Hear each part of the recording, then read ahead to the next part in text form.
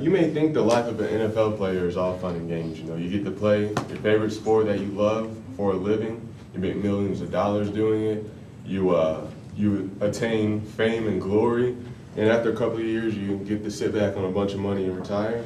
But most people don't know that NFL players are actually 4 times more likely to die of brain disease after playing the NFL.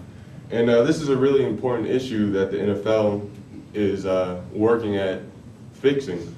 You know, it not only is something that needs to be fixed to protect current players we all love and care about, but future players, the children of today, they're gonna eventually, some of them go to the NFL, and we don't want them facing the same risk that are currently affecting our players. And so my question is the NFL doing enough to help players with head injuries? And yes, I do believe they are. For many years, concussions have been overlooked because the damage from it doesn't surface till years later. So a lot of people think it's unrelated, or that it's not, since it's not an immediate problem, people just kind of push it to the side. But in recent years, the NFL is attacking the problem from multiple different angles. First, they've been putting a huge financial effort towards helping people and preventing the injuries in the first place. According to theweek.com, the NFL has donated $30 million to concussion research at the Foundation for National Institution of Health. And this is actually the largest donation in their 92-year history. So this isn't some small sum of money that they're just throwing to the side. This is obviously something that they care about. And General Electric has also teamed up with the NFL to open an innovation program, and they're investing up to $20 million in organizations devoted to finding new methods of diagnosis, and protecting the brain from actually being injured in the first place. And they've already granted money to 16 different organizations to help take part in that research.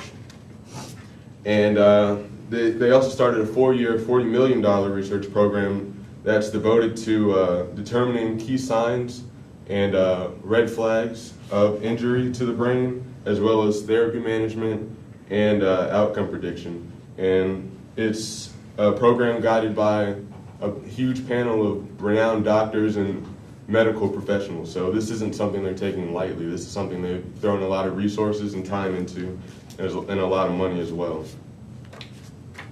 They've also gone to take rule changes into effect, policy changes in the NFL to protect players. For example, players cannot launch off the ground and use their helmet to strike a player in a defenseless posture on the head or the neck. And this used to only apply to receivers, but now they've broadened the rule to apply to all players in the NFL. And players used to be able to hit receivers in the head immediately after both feet touch the ground. And now they're now given a split second to get into a less vulnerable position. And these are just some of the rules. Another one is that a play is dead instantly if a player loses his helmet.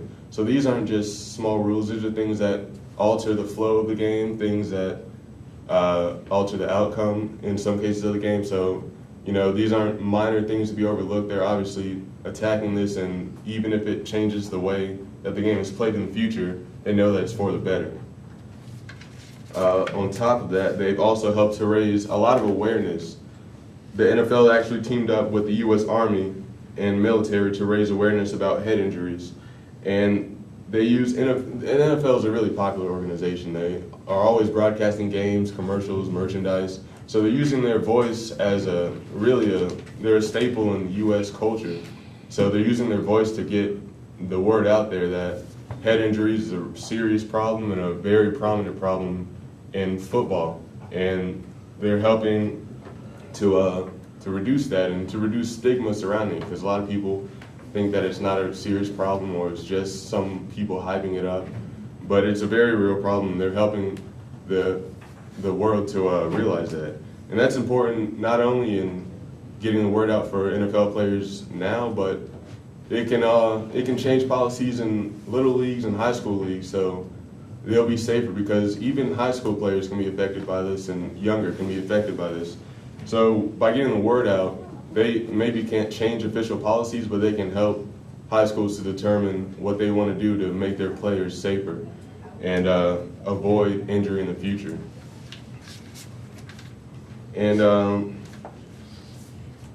in conclusion, this awareness and financial efforts, along with rule changes, is showing that the NFL is really attacking this from multiple angles, that they're doing everything in their power they can to prevent problems in the future. Obviously, they can't do everything, and they can't stop people from being hurt. Football is a contact sport, and people get hurt.